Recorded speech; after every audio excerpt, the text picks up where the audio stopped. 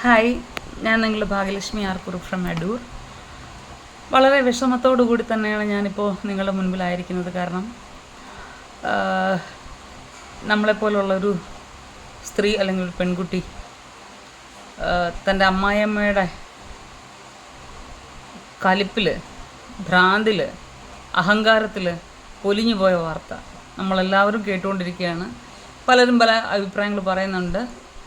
അതും താൻ നൊന്ത് പ്രസവിച്ച കുഞ്ഞു മക്കളുടെ മുൻപിലിട്ട് ആണ് അവർ അമ്മൂമ്മ എന്ന് വിളിക്കുന്ന ആ ചെകുത്താൻ പിടിച്ച സ്ത്രീ തങ്ങളുടെ പ്രസവിച്ച് വളർത്തിയ സ്വന്തം അമ്മയെ വെട്ടിക്കൊലപ്പെടുത്തിയത്. ആ ചോരയൊക്കെ തെറിച്ചപ്പോൾ, അല്ലെങ്കിൽ അവർ അമ്മ അവരുടെ മുമ്പിൽ കിടന്ന് അലറിക്കരഞ്ഞപ്പോൾ, പിടഞ്ഞു വീണപ്പോൾ, നിങ്ങളൊന്ന് ചിന്തിച്ച് നോക്ക്. നമുക്ക് അയ്യോ അതങ്ങനെയാണോ ഇങ്ങനെയാണോ, അയ്യോ കഷ്ടമായിപ്പോയി, എന്തുവാ എന്നൊക്കെ പറയാനേ പറ്റൂ. ആ ഒരു അവസ്ഥ, ആ കുഞ്ഞുങ്ങൾക്കുണ്ടാകുന്ന ട്രോമ, അതവർ മരിക്കുന്നത് വരെ, അവർ മരണം കൊണ്ടേ അത് മാറുകയുള്ളൂ, ആ കുഞ്ഞുങ്ങളെ വിട്ടു പോവുകയുള്ളൂ. അത്രയ്ക്ക് ദുഷ്ടയാണ് ആ ചെകുത്താൻ പിടിച്ച സ്ത്രീ. ഇപ്പം മരുമകൾ ചീത്തയാണെന്ന് വെച്ചോ, വഴക്കാളിയാണെന്ന് വെച്ചോ എന്നും പറഞ്ഞ് ഒരു മനുഷ്യനെ കൊല്ലുകയാണോ ചെയ്യുന്നത്? ഒരു മനുഷ്യൻ്റെ ജീവൻ എടുക്കാൻ ആർക്കാണ് അധികാരം? ദൈവം തന്ന ജീവൻ തിരിച്ചെടുക്കാൻ ദൈവത്തിന് മാത്രമേ അധികാരമുള്ളൂ. അങ്ങനെയാണെങ്കിൽ ഞാനൊക്കെ ആരെയൊക്കെ കൊല്ലണം?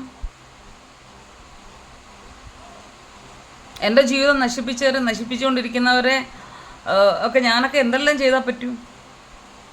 ഒരു ദൈവ പൈതലിന് അങ്ങനെ ഒരിക്കലും, ദൈവത്തെ വിശ്വസിക്കുന്ന ഒരു വ്യക്തിക്ക് ഒരിക്കലും അങ്ങനെ ആരെയും ജീവൻ എടുക്കാൻ കഴിയില്ല. എന്ന് പറഞ്ഞ് അവിടെ ക്ഷമിച്ചു എന്നർത്ഥമില്ല. ക്ഷമിക്കാം, ദൈവമക്കൾക്ക് ക്ഷമിക്കാം, പക്ഷേ മറക്കാം എന്ന് പറയാൻ പറ്റത്തില്ല. കാരണം നമ്മുടെ ആ ഓർമ്മയുള്ളിടത്തോളം കാലം നമ്മളെ ദ്രോഹിച്ചവരെ, നമ്മളെ സ്നേഹിച്ചവരെയൊക്കെ നമ്മൾ ഓർത്തുകൊണ്ടിരിക്കും. അതൊരു പ്രകൃതി നിയമമാണ്. ഒരുപക്ഷെ നമ്മൾ ദൈവത്തിൽ ആശ്രയിച്ച് അവരോട് ക്ഷമിച്ചേക്കാം, പക്ഷെ മറക്കാൻ ഒരിക്കലും പറ്റില്ല. അപ്പോൾ ഈ കുഞ്ഞുങ്ങളുടെ അവസ്ഥയൊന്ന് ഓർത്തു നോക്കിയേ. കുറച്ച് മുമ്പ് ഞാൻ നെറ്റിൽ കണ്ടത്, ആ ഭർത്താവെന്ന് പറഞ്ഞ ആ പോങ്ങൻ വിളിച്ചു പറയുന്നു, എന്താ ഇനി യൂട്യൂബേഴ്സിൻ്റെ ഉണ്ടാക്കലുകളാണോ യഥാർത്ഥമായിട്ട് നടന്നാണോ, അങ്ങനത്തെ ആ പിശാചിനെന്നോ ഏതൊരു വൃത്തിയുടെ വാക്ക് വിളിച്ചിട്ട് അവളെ ഇനി ഇറക്കരുത്, ജാമ്യത്തിൽ പോലും ഇറക്കരുതെന്നും പറഞ്ഞ് അയാൾ വാവിട്ട് നിലവിളിക്കുന്നതെന്ന് പറഞ്ഞൊരു കാര്യം കണ്ടു.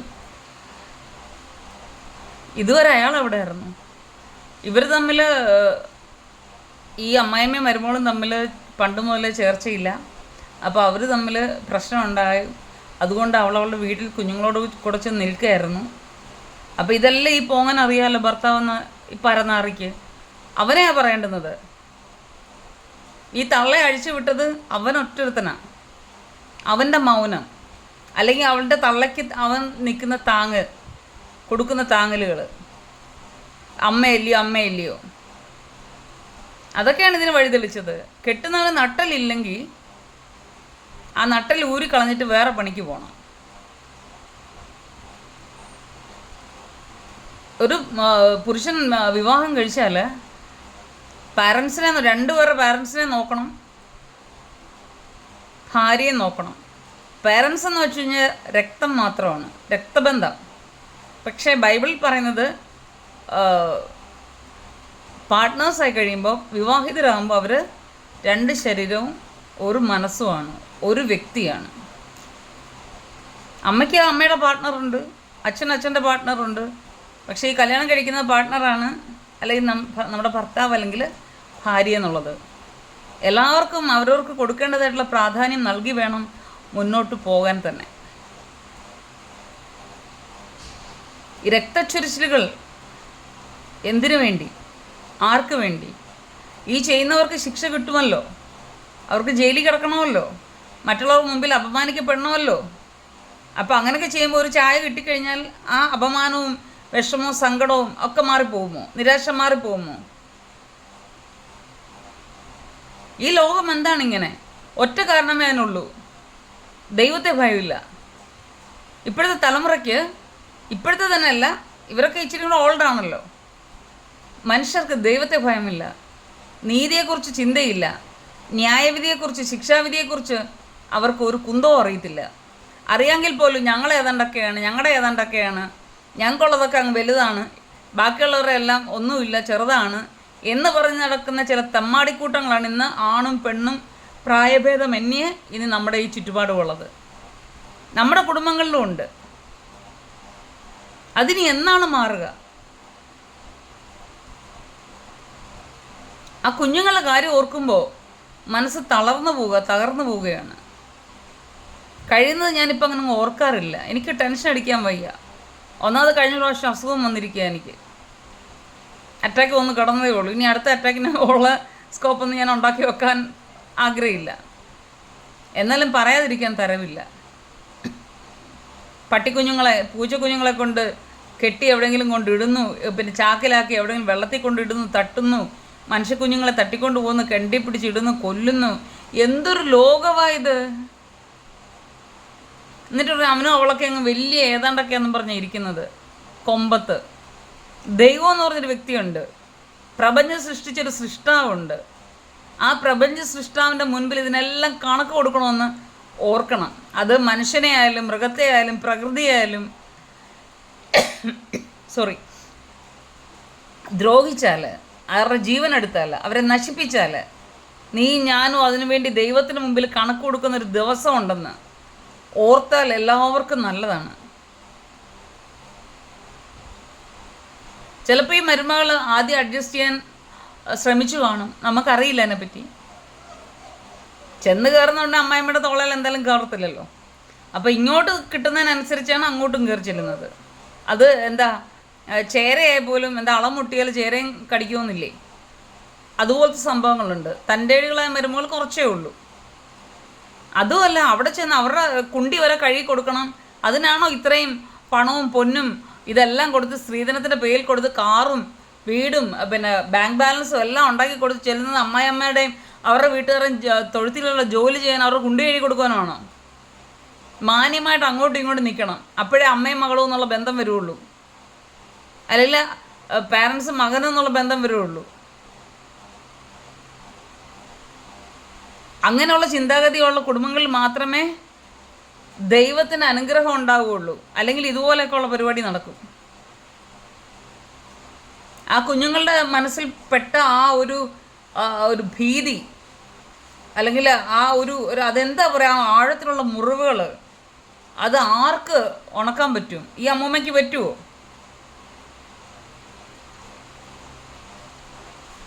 ഇനി അവരിറങ്ങുമ്പോൾ ഈ പിള്ളേർ വലുതായിട്ട് അവരെന്തെങ്കിലും ചെയ്യുമോ ഇല്ലയോ എന്ന് പറയാൻ പറ്റുമോ? ഒന്നും നമുക്ക് പ്രവചിക്കാൻ പറ്റില്ല. ഈ സമൂഹം എന്ന് പറഞ്ഞാൽ ഞാൻ ഉൾപ്പെടെയുള്ള കുറേ ആൾക്കാർ പുറമേ നിന്ന് എന്തെങ്കിലുമൊക്കെ കാണും, എന്തെങ്കിലുമൊക്കെ വിളിച്ച് പറയും. ഇടയ്ക്കൊരു വോയിസ് കേട്ടു, ഒരു സ്ത്രീയുടെ വോയിസ് കേട്ടു. മരുമോൾ അത്ര ശരിയല്ലായിരുന്നു, അവർക്ക് ഷുഗറായിരുന്നു. എന്നെ നാക്കേണ്ടൊക്കെ ചൊറിഞ്ഞു കുത്തി വരുന്നു. അവർക്ക് ഷുഗറാണെങ്കിൽ എന്താ, അവർക്ക് വെച്ചുണ്ടാക്കി തന്നെ അറിഞ്ഞൂടെ? അല്ല, ചായ ഇട്ട് കുടിക്കാൻ അവർക്ക് പറ്റത്തില്ല, അവർ മരുന്ന് കഴിക്കുന്നില്ലേ?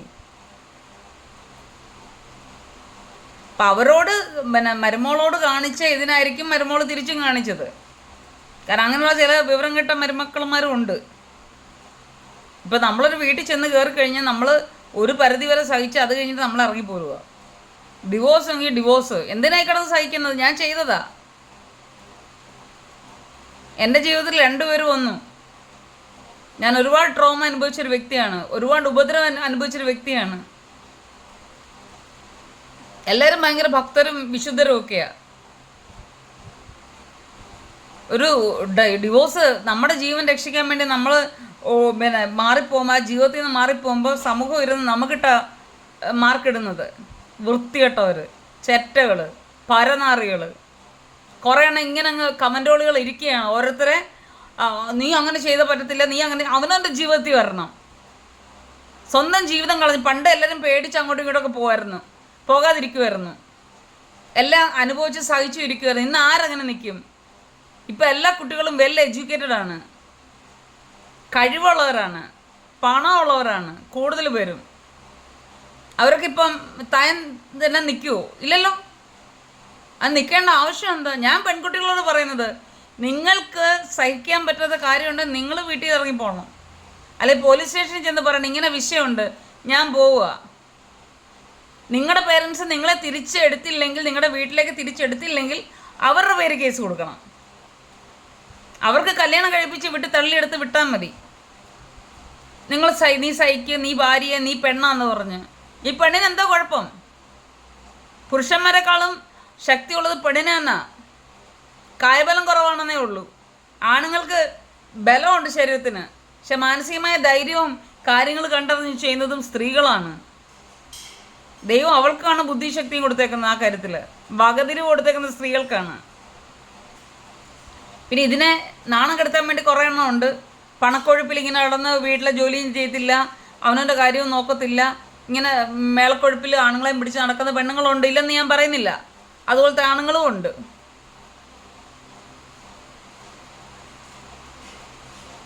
ഞാൻ എപ്പോഴും പറയുന്നത് നമ്മൾ പേഴ്സണാലിറ്റി ഉള്ളതായിരിക്കണം. നമ്മൾ ആരെയും കീഴിക്കയറി പോകാൻ. ഞാനിപ്പോൾ പറയാം, ഞാനിപ്പോൾ ഒറ്റയ്ക്കേ ഉള്ളൂ. എനിക്കിപ്പോൾ അസുഖവും കാര്യങ്ങളൊക്കെ ഇപ്പോൾ സുഖമായിട്ട് വരുന്നേ ഉള്ളൂ. അതിൻ്റെ ഇടയ്ക്ക് ഒരാൾ എന്നോട് താമസിക്കാൻ വന്നു, കല്യാണം കഴിക്കാൻ വന്നപ്പോഴാണ് എനിക്ക് ഇതൊക്കെ വന്ന് പുള്ളി ലിവിങ് ടുഗദർ വന്ന് എന്നെ നോക്കി. എൻ്റെ കൈയൊക്കെ ഇങ്ങനെ തിരിഞ്ഞു പോയായിരുന്നു. അങ്ങനെയൊക്കെ ഒരുപാട് വിഷയം ഞാൻ അനുഭവിച്ചിട്ടായിരിക്കുന്നത്. ഇപ്പം ആരാന്ന് പറഞ്ഞാൽ, ഇനി ആ വ്യക്തി എന്നെ എൻ്റെ ജീവിതത്തിൽ മടങ്ങി വന്നെന്ന് പറഞ്ഞാലും വേറൊരാൾ വന്നെന്ന് പറഞ്ഞാൽ ആരുടെ കാൽ കീഴിൽ നിൽക്കാൻ ഞാൻ താല്പര്യപ്പെടുന്നില്ല. സമൂഹം പറയാം അഹങ്കാരിയാണെന്നാ പറഞ്ഞോട്ടെ. ഈ പറയുന്നവർക്കാണ് അഹങ്കാരം, വകതിരും വെളിവും വെക്കാണൊന്നും ഇല്ലാത്തത്. ഇത്രയും അനുഭവിച്ചു. ഇതിൻ്റെ വ്യക്തമായ കാര്യങ്ങൾ ഞാൻ കുറച്ച് നാളും കൂടെ കഴിഞ്ഞ് പറയാം. ഇപ്പം എനിക്കത് പറയാൻ പറ്റത്തില്ല. അതുകൊണ്ടാണ് വ്യക്തമായ തെളിവുകൾ സഹിതം ഞാൻ തരാം. ഒരു കുടുംബത്തിൽ ചെന്ന് കയറി പ്രശ്നങ്ങളുണ്ടായി. എന്തെല്ലാം വിഷയങ്ങളായിരുന്നു.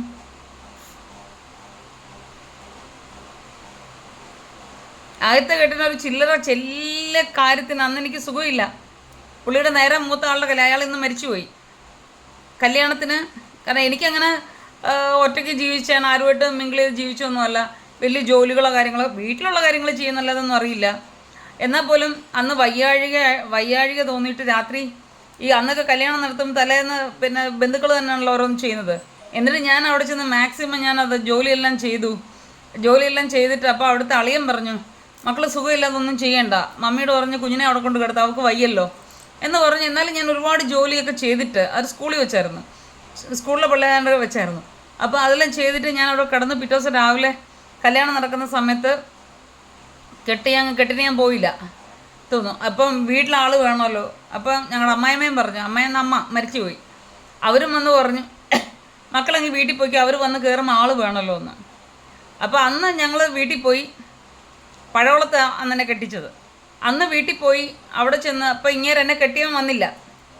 ഞാൻ അവിടെ വന്ന പിന്നെ ടെമ്പോയിൽ കുറേ സാധനങ്ങൾ, അവിടെ കൊണ്ടുപോയ സാധനങ്ങൾ, വിറക്, കുന്തം, കുടച്ചക്രം, ഒരു ലോഡ് കംപ്ലീറ്റ് ഉണ്ട്. ഇതെല്ലാം ഞാൻ ആ ലോഡ് തലയിൽ, എനിക്ക് തലയിൽ വെച്ചൊന്നും ചുമക്കാൻ അറിയില്ല. എന്നിട്ടും നമ്മുടെ ആത്മാർത്ഥത കൂടി ഇത്രയും വയ്യെങ്കിലും തലയിൽ ചുമന്നെല്ലാം കൊണ്ട് അവിടെ ഇട്ട് എല്ലാം റെഡിയാക്കി, വീടൊക്കെ റെഡിയാക്കി ഇട്ട്.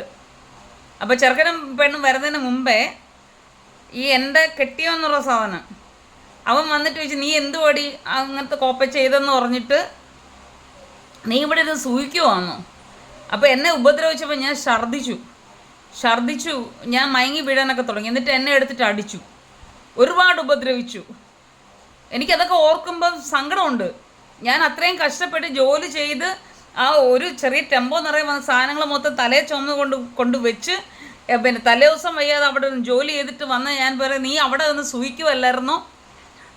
കാരണം എനിക്ക് രാത്രിയായപ്പോൾ അസുഖം പിന്നെ വയ്യാണ്ട് വന്നപ്പം അവൻ്റെ പെങ്ങളുടെ ഭർത്താവ് തന്നെ പറഞ്ഞത്, അമ്മയും പറഞ്ഞു, മക്കൾ കുറച്ചു നേരം പോയി കിടക്ക്, നീ അവിടെ സൂഹിക്കുമല്ലായിരുന്നോ? അങ്ങനെ ആടി ഇങ്ങനെ ആടി എന്ന് പറഞ്ഞ് എന്നെ അവിടെ നിന്ന് വലിയ വിറകെട്ട്, ഒരു വലിയ നീളമുള്ള വിറകെടുത്ത് താലങ്ങും വിലങ്ങും എന്നെ അടിച്ച്, തല പിടിച്ച് ഭിത്തിയിലിടിച്ച്. അത് കഴിഞ്ഞപ്പോഴാണ് ചെറുക്കനും പെണ്ണും വന്നത്. ഇതൊന്നും ചെയ്യാതെ, ഒന്നും പുറത്ത് കാണിക്കാതെ പെട്ടെന്ന് റെഡിയായി അവരെ വിളിച്ച് കയറ്റി. അപ്പം കണ്ടു നിന്നൊരാൾ പറഞ്ഞു, ഇത് അറിഞ്ഞപ്പോൾ ഒരാൾ പറഞ്ഞു, ആ കൊച്ച എങ്ങനെ ജീവിച്ചൊരു കൊച്ചല്ല, അല്ലെങ്കിൽ തൊഴിലുറപ്പിന് പോയോ അങ്ങനെ ഉള്ള ഒന്നും ജീവിച്ചൊരു കൊച്ചല്ല, നല്ല രീതിയിൽ വളർന്നൊരു കുട്ടിയത്. ആ കൊച്ചായി ഈ ജോലി മൊത്തം ചെയ്തിട്ടുണ്ട്, നീ എന്തുകൊണ്ട് അങ്ങനത്തെ മോനെ ചെയ്തതെന്നും പറഞ്ഞ്. അപ്പം ഇത് ഒരു ഇൻസിഡൻറ്റ് മാത്രമേ ഉള്ളൂ. ഇങ്ങനെ പല പ്രാവശ്യം എനിക്ക് ഉപദ്രവം ഏറ്റിട്ടുണ്ട്. നമ്മൾ കഷ്ടപ്പെടും, നമ്മുടെ പൈസ അവർക്ക് വേണം. ഈ ഇടയ്ക്ക് പുള്ളിക്കാരനോട് ചോദിച്ചു, ഏതാണ്ട് എനിക്കൊരു എൻ്റെ എന്താ ഡിവോഴ്സ് നോട്ട് അത് കണ്ടില്ലായിരുന്നു. അപ്പം ഞാൻ വക്കീലിനോട് ചോദിച്ചപ്പം വക്കീലിൻ്റെ അങ്ങനെ ഒരു സുഹൃത്ത് തന്നെ വക്കീൽ. അപ്പം വക്കീൽ പറഞ്ഞു പിന്നെ പുള്ളിക്കാരൻ്റെ കയ്യിൽ നിന്ന് ഇത് മേടിക്കാൻ. അപ്പം ഞാൻ വിളിച്ചവൻ പറഞ്ഞു ഒരിക്കലും തരത്തില്ല. അപ്പോൾ അവൻ്റെ പെണ്ണുമ്പിളയെന്നൊന്ന് ആദ്യം എടുത്തത്, ഇപ്പം രണ്ടാമത്തെ കിട്ടിയത്. അപ്പോൾ അവൾ പറഞ്ഞു നിങ്ങളുടെ വീട്ടിൽ പ്രായമുള്ളവരൊന്നും ഇല്ലയോ, മുതിർന്നവരില്ലയോ, അപ്പച്ചൻ എന്ത് ചെയ്യും? ഞാൻ പറഞ്ഞു വെക്കടി ഫോൺ നോക്കുക, അവൻ്റെ കൊടുക്കടി എന്ന് പറഞ്ഞു. എടി എത്ര വെച്ച് കെട്ടിയാലും ആദ്യം കെട്ടിയതിൻ്റെ അത്രയും ബലമൊന്നും ഒരു കല്യാണത്തിനും ഇല്ല, മനസ്സിലായോ? ഇവിടുത്തെ അപ്പനേരല്ലോ കെട്ടി, എന്നെ ഇല്ലേ അവൻ കെട്ടിയത്, കൊടുക്കടി ഫോൺ എന്ന് പറഞ്ഞു. അപ്പോൾ അവനോട് പറഞ്ഞു, അവൻ പറയും ഞാനത് തരത്തില്ല. ഞാൻ പറഞ്ഞു നീ വക്കീൽ പറഞ്ഞിട്ടാണ് ഞാൻ വിളിച്ചത്, ഇനി നീ തന്നില്ലെങ്കിൽ ഇനി പോലീസായിരിക്കും നിൻ്റെ അടുത്ത് വരുന്നതെന്ന് പറഞ്ഞു.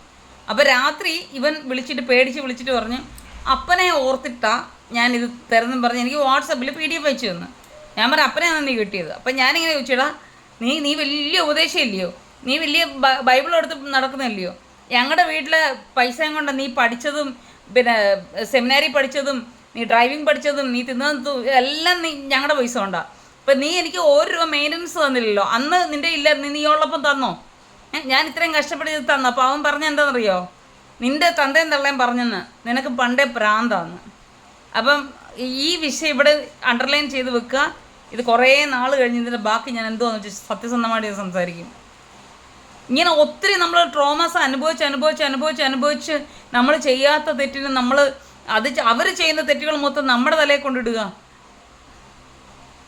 ഒരു ഭാര്യ ഉള്ളപ്പം മറ്റുള്ളവരുടെ കൂടെ പോവുക, മറ്റുള്ള കാര്യങ്ങൾ ചെയ്യുക, അതിനൊന്നും ഒരു തടസ്സവും ഇല്ല. തള്ള എന്തോ പറഞ്ഞു, തന്ത എന്തോ പറഞ്ഞു, നമ്മളൊന്നും പറയാൻ പോയില്ല. ഒരു ദിവസം ഞാൻ തേങ്ങ തിരങ്ങിയപ്പോൾ അവിടുത്തെ അപ്പന് വന്ന് അമ്മയോട് പറയാം, എടീ വേണ്ട അവൾ കിടന്ന് തേങ്ങ തിരുമെന്ന്. അവിടെയൊക്കെ അതെല്ലാം കുറ്റമാണ്. കാരണം നമ്മൾ ഈ കപ്പ വേവിക്കുമ്പോൾ പിന്നെ തേങ്ങയിട്ട് ചെയ്തേ എനിക്ക് അറിയുള്ളൂ. ഇതെല്ലാം കുറ്റമാണ്. ഇതൊക്കെ ഞാൻ ചെറിയ കാര്യങ്ങൾ പറയുന്നുള്ളൂ. ഓരോ വീട്ടിൽ ചെന്ന് അനുഭവിക്കുന്നത്. അങ്ങോട്ട് പോകാൻ പറ്റത്തില്ല, ഇങ്ങോട്ട് പോകാൻ പറ്റത്തില്ല. ഒരു ദിവസം അടി കൊണ്ട് ഞാൻ ഞാൻ വിളിച്ച് ഇപ്പോൾ എനിക്ക് എൻ്റെ വീട്ടിൽ പോകണം, എൻ്റെ അച്ഛനും മമ്മിയും കാണും, എനിക്ക് പോണേന്ന് പറഞ്ഞ് ആലറിക്കൂയി. അവിടെ നാട്ടുകാർ മൊത്തം ഓടി വന്നതാണ്. അതുപോലെ ഞാൻ ഉപദ്രവിക്കപ്പെട്ടിട്ടുണ്ട്. മാനസികമായും ശാരീരികമായും എല്ലാം ഞാൻ ഉപദ്രവിക്കപ്പെട്ടിട്ടുണ്ട്. ഇത് ഒരു ചെറിയ കാര്യം മാത്രമാണ്. 7-8 പ്രാവശ്യം അതിൽ കൂടുതൽ പ്രാവശ്യം ഞാൻ സൂയിസൈഡിന് ശ്രമിച്ചൊരു വ്യക്തിയാണ്. ഇന്ന് ഞാൻ സൂയിസൈഡിനെതിരെ സംസാരിക്കുന്ന ഒരാളാണ്. ഞാനൊരു കൗൺസിലിംഗ് പഠിച്ച കൗൺസിലറാണ്. കഷ്ടപ്പെടുന്നവരെ കരയുന്നവരുടെയും ഹൃദയങ്ങൾക്ക് യേശു കർത്താവിൽ കൂടിയും സമാധാനവും ഉപദേശിച്ചു കൊടുക്കുന്ന സമാധാനിപ്പിക്കുന്ന ഒരു വ്യക്തിയാണ് ഞാൻ. എന്നും പറയാം ഒരാളെ പിടിച്ച് ക്രിസ്ത്യാനിയാക്കുമെന്നല്ല എൻ്റെ അർത്ഥം. യേശു സ്നേഹമാണ്.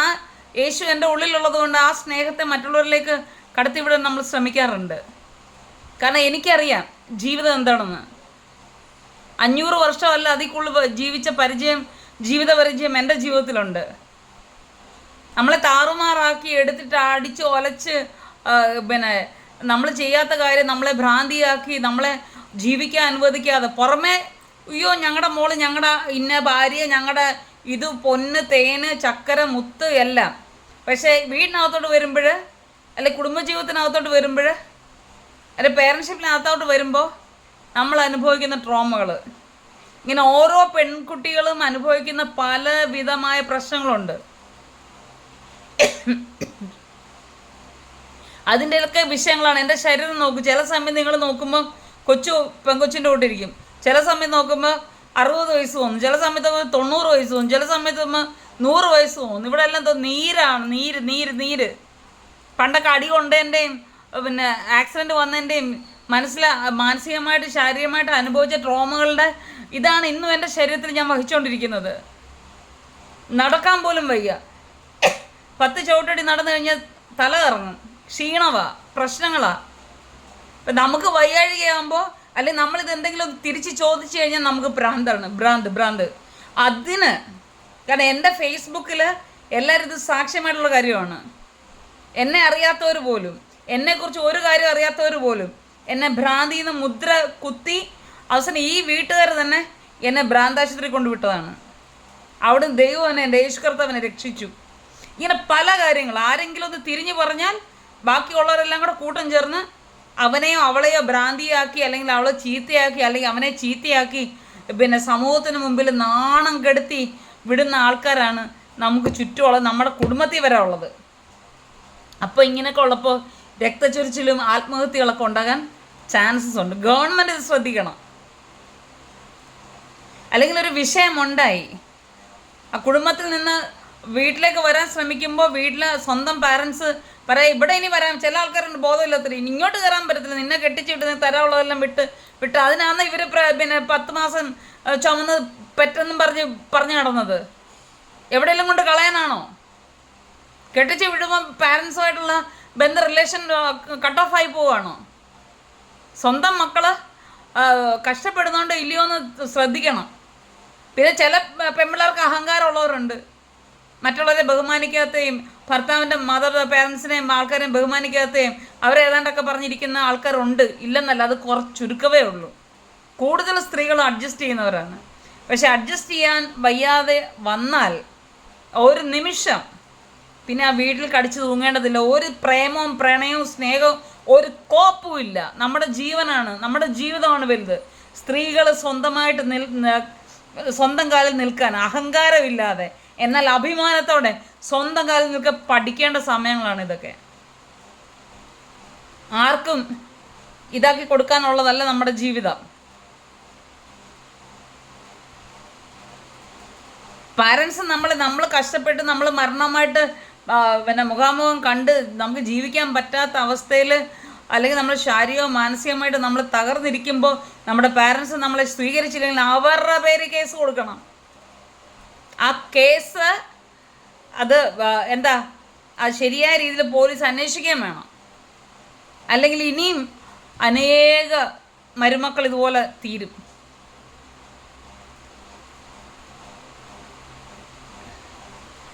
എനിക്കെല്ലാവരും പേരൊക്കെ മറന്നുപോയി.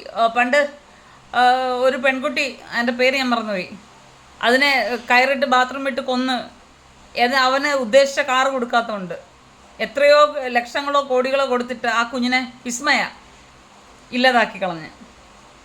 പക്ഷെ ഇന്നലത്തെ നെറ്റിൽ കണ്ടു, നോർത്തിൽ ഇങ്ങനൊരു വിഷയം വന്നപ്പം കല്യാണത്തിൻ്റെ ആർഭാടത്തെക്കാളും ചെണ്ടയും ഇതൊക്കെ ആയിട്ട് ഭയങ്കര മ്യൂസിക്കൽ ബാൻഡും കുന്തവും കുടച്ചക്രമൊക്കെ ആയിട്ട് ഭയങ്കര ആഘോഷമായിട്ട് സ്വന്തം മകളെ വീട്ടിൽ വിളിച്ചുകൊണ്ട് വന്നൊരു അച്ഛനെ അമ്മയുടെ കഥയല്ല സംഭവം. നമ്മളെല്ലാവരും സോഷ്യൽ മീഡിയ കണ്ടതാണ്. അവരൊക്കെയാണ് അച്ഛനും അമ്മയും. സ്വന്തം മക്കളെ മറ്റുള്ളവരുടെ കീഴിൽ ദുഷ്ടമൃഗത്തിൻ്റെ കീഴിൽ ഇട്ടുകൊടുക്കാതെ സംരക്ഷിക്കുന്നവരാണ് സ്വന്തം പാരൻസ്. അതുപോലെ തന്നെ വേറൊരു കാര്യം ഞാൻ പറയുമ്പം അതും കൂടെ അങ്ങ് പറഞ്ഞേക്കാം. ഈ സ്ത്രീധനമായിട്ട് കൊടുക്കുന്ന കാശ് ഒരിക്കലും പുരുഷൻ്റെ പേരിലോ അവരുടെ വീട്ടുകാരുടെ കയ്യിലോ കൊടുക്കാൻ പാടില്ല. ആ കൊടുക്കുന്നതിൻ്റെ തെളിവ് നോട്ടറി സഹിതം ഇന്ന സാധനങ്ങളുണ്ട്, ഇത്രയുണ്ട്, അതെൻ്റെ കുഞ്ഞിൻ്റെ പേരിലാണ്, ആ പണം അവളുടെ അക്കൗണ്ടിൽ ഫിക്സ്ഡായിട്ട് ഇട്ട് കൊടുക്കണം. അതിനകത്ത് ഒരു രൂപ പോലും അനക്കാൻ അവനെയോ അവൻ്റെ വീട്ടുകാരെയോ സമ്മതിക്കരുത്. അതിനുള്ള അനുവാദം ഈ മുദ്ര സ്റ്റാമ്പ് പേപ്പറിൽ എഴുതി കൊടുത്തിട്ട് വേണം കല്യാണം കഴിപ്പിച്ചു വിടാൻ. അപ്പോൾ അവരുടെ സോക്കടങ്ങ് നിന്നോളൂ. ലീഗലി വേണം കല്യാണം കഴിപ്പിക്കാൻ. കല്യാണം കല്യാണം ലീഗലിയാണല്ലോ നടക്കുന്നത്. എല്ലാവരും പറയും പ്രേമിച്ച് ഇറങ്ങിപ്പോകുന്നവരും എന്തുകൊണ്ടാണ് പിന്നെ അത് ഗുണമല്ല, നാശമോ അപശകുനമോ ആണ്. എത്രയോ പേർ അങ്ങനെ ഇറങ്ങിപ്പോയി സുഖമായിട്ട് ജീവിക്കുന്നുണ്ട്. ഈ വീട്ടുകാരുണ്ടാക്കിയ എല്ലാവരും പറഞ്ഞുള്ള യഥാർത്ഥ അറേഞ്ച്ഡ് മാരേജൊക്കെ ഇങ്ങനെയൊക്കെ വെട്ടും കുത്തും കൊലവിളിയായിട്ട് എത്ര എണ്ണം പോയിട്ടുണ്ട്, ഇപ്പോൾ തീർന്നിട്ടുണ്ട്. അത് നിങ്ങളൊന്ന് ചിന്തിച്ച് നോക്കി. നിങ്ങളുടെ കുടുംബത്തിൽ നിങ്ങളുടെ കുഞ്ഞുങ്ങൾക്കാണ് ഇത് വരുന്നതെങ്കിൽ നിങ്ങളും വിചാരിക്കും അവൾ പെങ്കൊച്ചില്ല, അവൾക്ക് എന്താ അഡ്ജസ്റ്റ് ചെയ്തില്ല, അവരോട് നിൽക്കട്ടെ. അവസാനം നിങ്ങളുടെ കുഞ്ഞിൻ്റെ ശവം നിൻ്റെയൊക്കെ മുന്നിൽ വന്ന് വീഴുമ്പോഴേ നീയൊക്കെ കരഞ്ഞ് നിന്റെ ചപ്പാകുറ്റി അറിഞ്ഞു പൊട്ടിക്കണം. താന്തയുടെയും തള്ളയുടെ നിനക്കൊന്നും കരയാനോട് അവകാശമില്ല. കാരണം കൊലപാതകികൾ ആ കൊന്നവരല്ല, നീയൊക്കെയാ. തന്തയും തള്ളയെന്ന് പറഞ്ഞാൽ നീയൊക്കെയാ.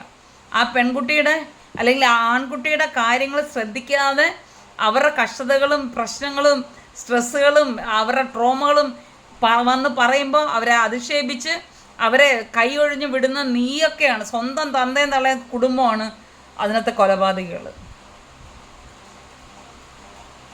സത്യം പറയും, എന്ത് പറയണം എങ്ങനെ പറയണമെന്നൊന്നും എനിക്കറിയില്ല. കാരണം ഞാൻ കുറേ ട്രോമകളിൽ കൂടെ കടന്നു പോയത് ഈ അടുത്തിടെ പോലും.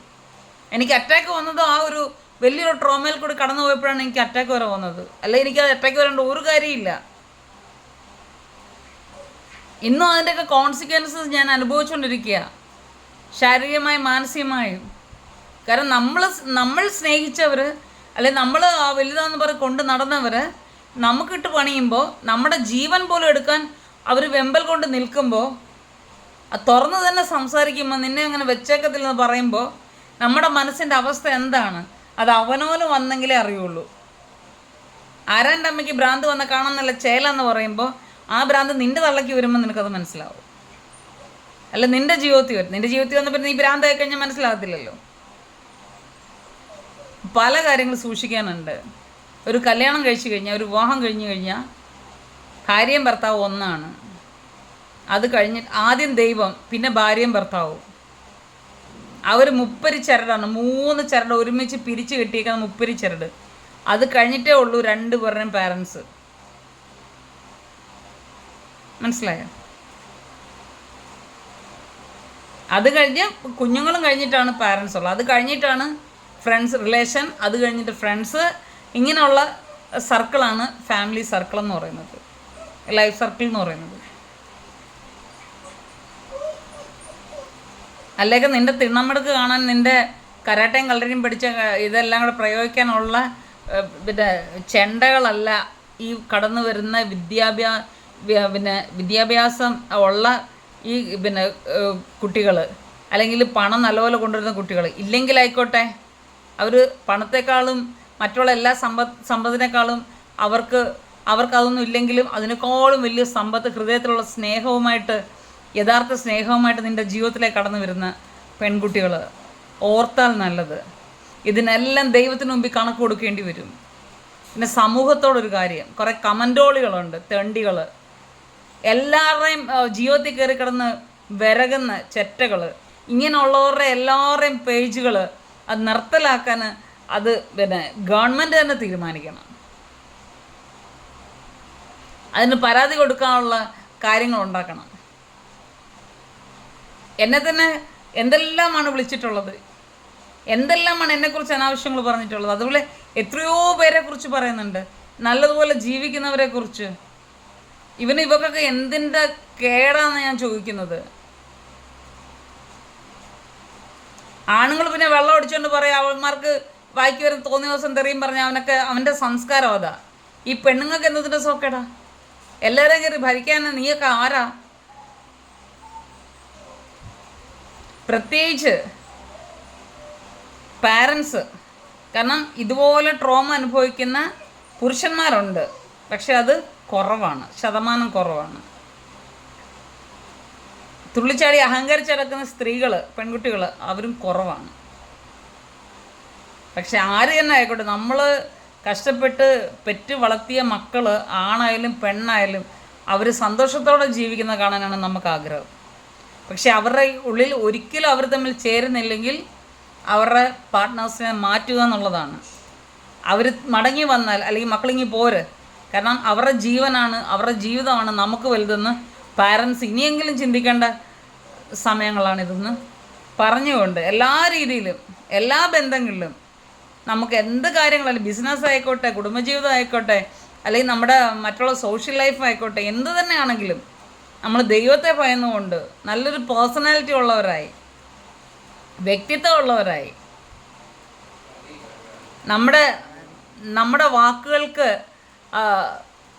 എന്താ പറയുക, അതിന് അർത്ഥമുള്ളവരായി, അതിന് വിലയുള്ളവരായി ജീവിക്കാൻ വേണ്ടി നമ്മളെല്ലാവരും ശ്രമിക്കേണ്ട കാലം അതിക്രമിച്ചു കഴിഞ്ഞു. ഏറിയ വിഷമത്തോടെ ആ കുഞ്ഞുങ്ങളെ ഓർത്ത്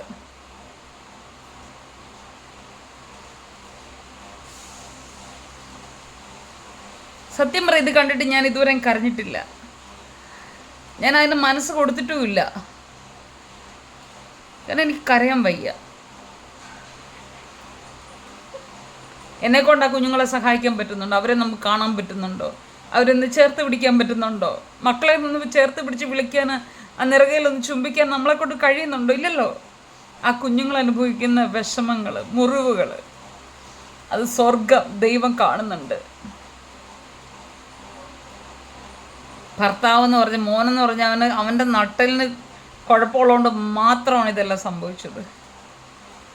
സ്വന്തം ഭാര്യ എന്ന് പറയുന്നത് സ്വന്തം ശരീരമാണ്, ഭർത്താവ് എന്ന് പറയുന്നത് സ്വന്തം ശരീരമാണ്. പക്ഷേ അതിൽ പ്രശ്നങ്ങൾ വന്നാൽ, നമ്മളെ ദ്രോഹിക്കുന്ന തലത്തിലേക്ക് നീങ്ങിയാൽ, നമ്മുടെ ജീവൻ എടുക്കുന്ന തലത്തിലേക്ക് നീങ്ങിയാൽ, നമ്മൾ പിന്നെ ഒന്നല്ല രണ്ട് തന്നെയാണ്. മാറിപ്പോക്കണം.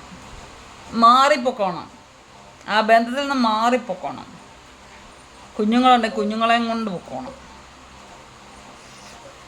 ഒരിക്കലും കുഞ്ഞുങ്ങളെ കളഞ്ഞിട്ട് പോകരുത്, കുഞ്ഞുങ്ങളെയും കൊണ്ട് പൊക്കോണം. Thank you. God bless you all. വിവേകത്തോടെ ജീവിക്കുക. വിചാരം നമുക്ക് ഉണ്ടാകണം. വിവേകമാണ്. പക്ഷെ നമ്മുടെ ചാബല്യങ്ങൾ അല്ലെങ്കിൽ നമ്മുടെ എന്താ പറയുക ഫീലിങ്സിനെ അനുസരിച്ച് നമ്മൾ ജീവിക്കാൻ പാടില്ല എന്നുള്ളൊരു ഭയങ്കരമായിട്ടുള്ളൊരു ഘടകം തന്നെയാണ് എന്ന് ഞാൻ വിശ്വസിക്കുന്നു. I am signing off. എനിക്ക് ഇന്ന് ക്ഷീണമുണ്ട്, ശരീരം മുഴുവൻ നീരും കാര്യങ്ങളൊക്കെ ഉണ്ട്, കുറച്ച് വിശ്രമിക്കണം. ഞാൻ ഓഫീസിൽ പോയിട്ട് വന്നതാണ്. എല്ലാവരും എനിക്ക് വേണ്ടിയും പ്രാർത്ഥിക്കണം. ഇനിയും നമ്മൾ കുഞ്ഞുങ്ങൾ ആരും നശിച്ചു പോകാൻ ഇടയാവരുത്, നമ്മുടെ കുടുംബങ്ങൾ ശിഥിലമായി പോകാൻ ഇടയാകരുത്. ദൈവം എല്ലാവരും അനുഗ്രഹിക്കട്ടെ. Love you all in Jesus name. Thank you. Bye bye.